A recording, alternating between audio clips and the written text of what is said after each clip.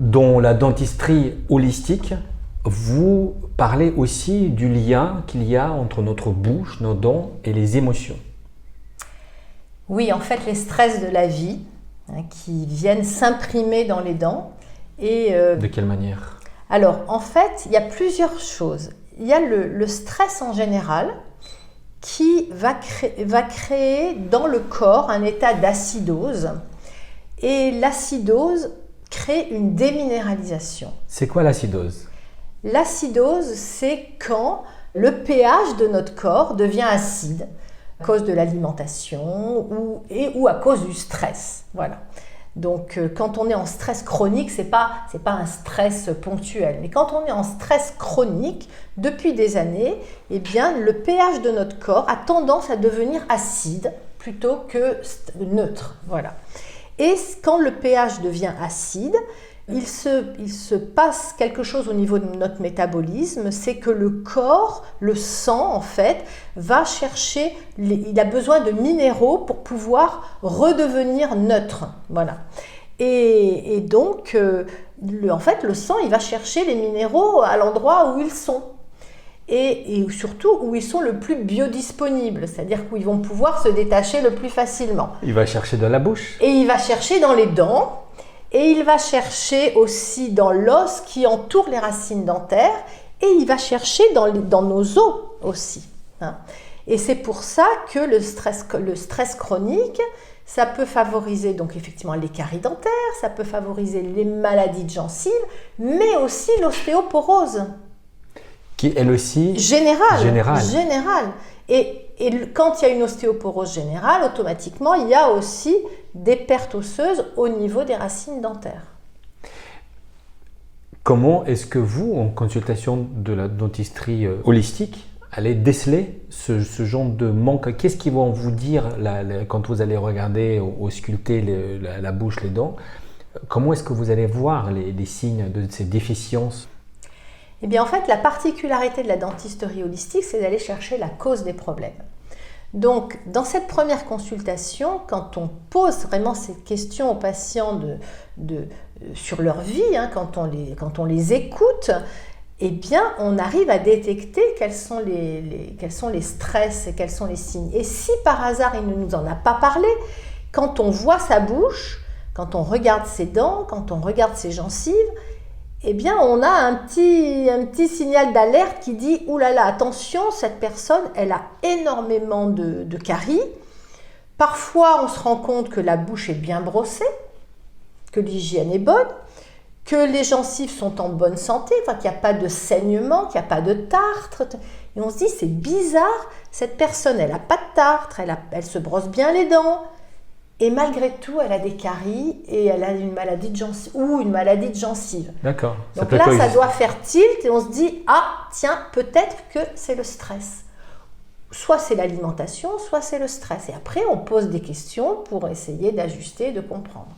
Et quel conseil, du coup, vous allez soigner la carie, donc vous allez soigner la carie et vous allez donner des indications à un patient pour en fait, pour on soigne la carie, bien sûr, on soigne la maladie de gencive, s'il y a une maladie de gencive, mais en parallèle, on va aller vraiment confirmer la cause de ce problème et guider notre patient pour l'aider à résoudre la cause de son problème dentaire. Donc si c'est un problème alimentaire, eh ben, on va voir avec lui l'alimentation, mais si c'est un problème de stress par exemple, on va essayer de déterminer si c'est plus un problème de stress professionnel ou familial, et puis le guider vers une personne qui pourra le prendre en charge et l'aider à résoudre ses problèmes émotionnels.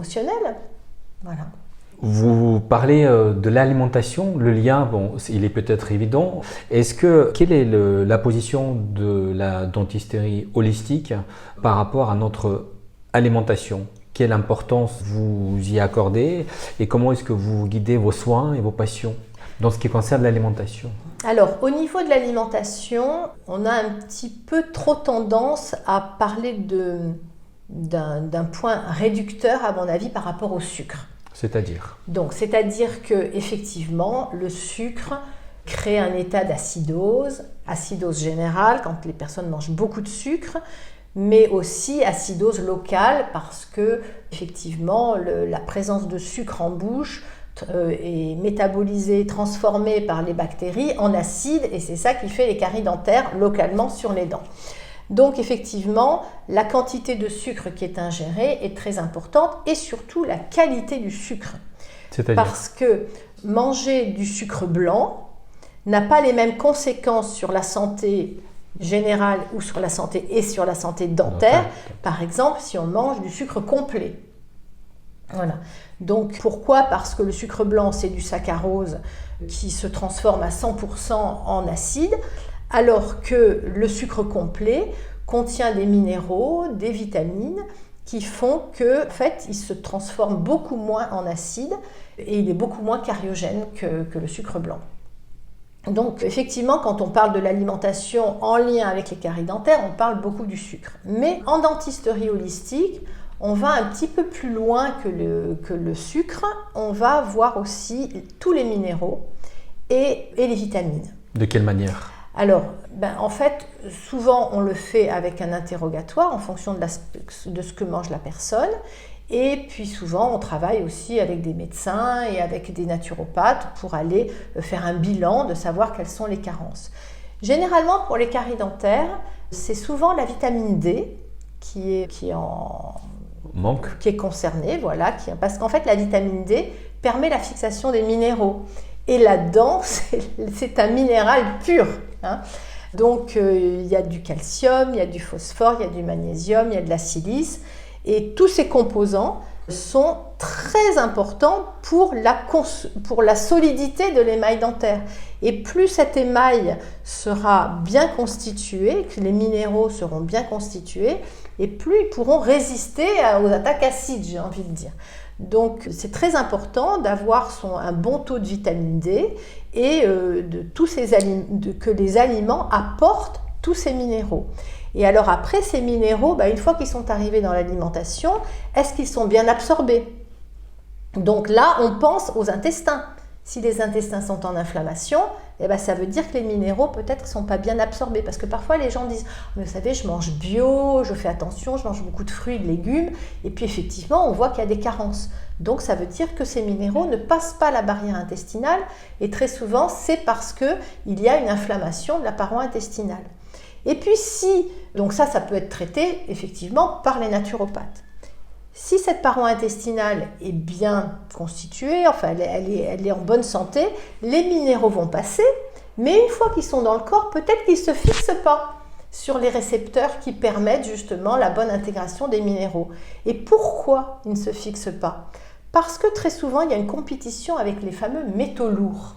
L'intoxication aux métaux lourds, qui peuvent venir des métaux qu'on a dans la bouche, mais c'est un tout petit pourcentage, mais très souvent ces métaux viennent de la pollution, donc de la pollution atmosphérique, de la pollution du tabac. Il y a énormément de métaux lourds dans les cigarettes. Il y a du cadmium, il y a de l'arsenic, il y a du mercure dans les...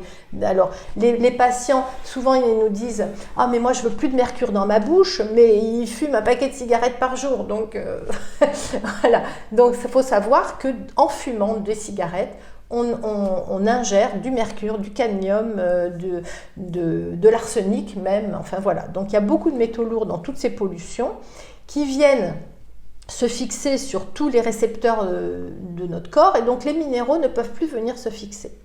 Donc c'est très très important quand on voit justement un problème de carie dentaire ou de déminéralisation de l'os, de savoir pourquoi les minéraux n'arrivent pas à destination. Donc soit ils ne sont pas ingérés, soit ils ne sont pas absorbés, soit ils ne sont pas fixés. Voilà. Et après, une fois que tout est bien en place, il faut voir s'il n'y a pas trop d'attaques locales par trop de plaques bactériennes, trop de tartres, parce que les personnes ne se brossent pas bien les dents, ou elles pensent se brosser. Moi, j'ai des patients parfois qui me disent « Oh, mais je me brosse les dents 3 fois par jour. » Oui, mais est-ce que le brossage est bien efficace ?